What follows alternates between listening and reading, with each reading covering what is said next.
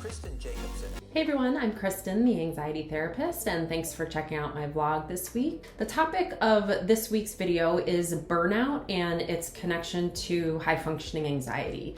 Burnout has become rampant lately. It's a significant concern, especially in today's fast-paced world, and it's really crucial to understand how high-functioning anxiety can play a role in it. So we're going to dive in and explore this together. Before we get into the nitty-gritty, let's start by defining our terms. Burnout is this state of emotional, physical, and mental exhaustion that's often caused by prolonged stress or overwork. And then high-functioning anxiety is when somebody appears to have it all together on the surface, but underneath they're battling anxiety and perfectionism and kind of have these unrealistically high standards for themselves.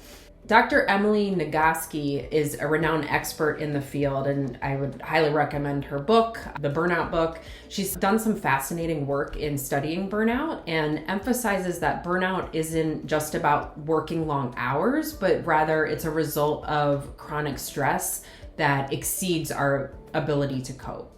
And people with high-functioning anxiety often find themselves in this precarious position due to their relentless pursuit of perfection and success and achieving. So it becomes this sort of vicious cycle. And high-functioning anxiety individuals are often overachievers, so they set impossibly high standards for themselves, and they really thrive on achievements and sort of constantly push their boundaries. While it can prove to make them successful, it can also be a double-edged sword because it can really contribute to this chronic stress, which left unchecked can eventually result in burnout. If you can imagine kind of constantly being in fight or flight mode due to the fear of not meeting expectations, be those your own or your boss or somebody else, this ongoing stress can really take a toll on your physical and mental well-being, ultimately pushing you towards burnout. It's a lot easier to prevent burnout versus kind of recover from burnout once it's reared its ugly head. So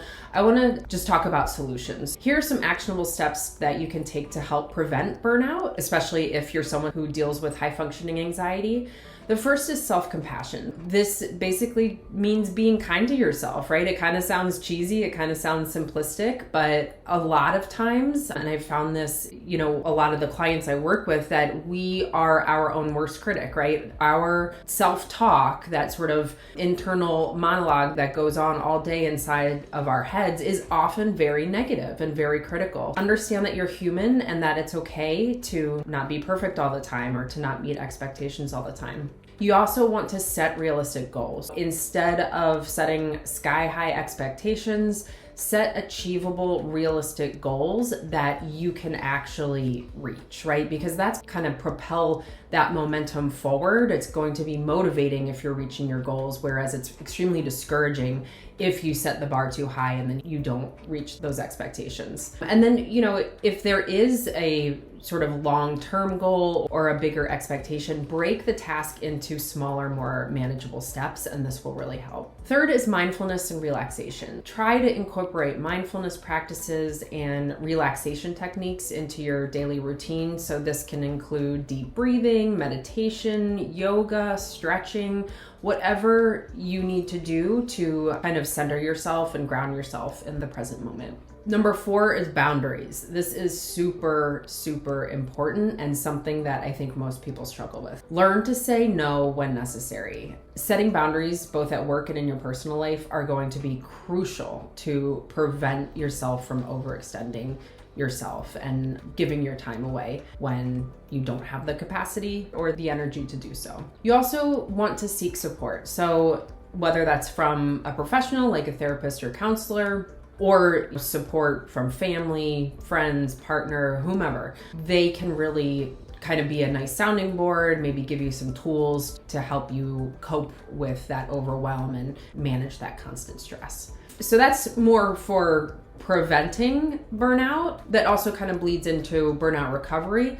But when you're recovering from burnout, it takes longer, it takes a lot more effort because it's a really hard spot to be in. I've been burnt out probably 2 or 3 times in my life, and it's really important that you give yourself the space and time to recover from burnout. Otherwise, it's just going to continue getting worse. Number one, you want to take a break. Whatever this looks like, whatever this means for you, allow yourself to rest and recharge. Even if it means taking time off work, short vacation, a mental health day, that can make a pretty significant difference. So be sure to take a break and prioritize that. Number two is getting professional help. If you are speaking with a therapist or counselor who specializes in burnout, they can really help you navigate your feelings and develop some very specific coping strategies that work for you. Number three is to reevaluate your priorities. A lot of times it feels like there's just not enough time in the day, right? We have so much on our to-do list or so many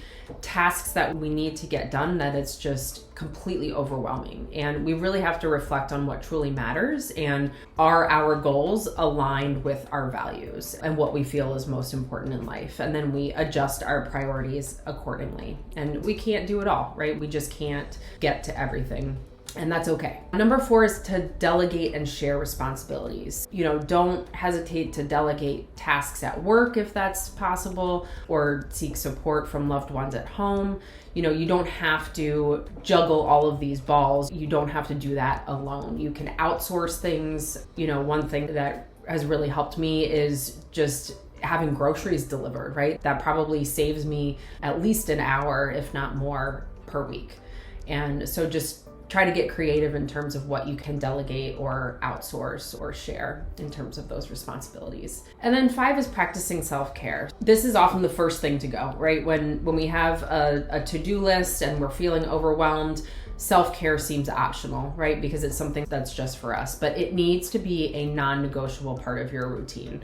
So regular exercise, eating healthy food, a balanced diet, sufficient sleep, all of these things are self-care, right? They seem so basic, but a lot of times those are the first things that we allow to go by the wayside, right? Oh, it's okay, I don't need to work out today. Or, I'll just grab some dinner on the way home.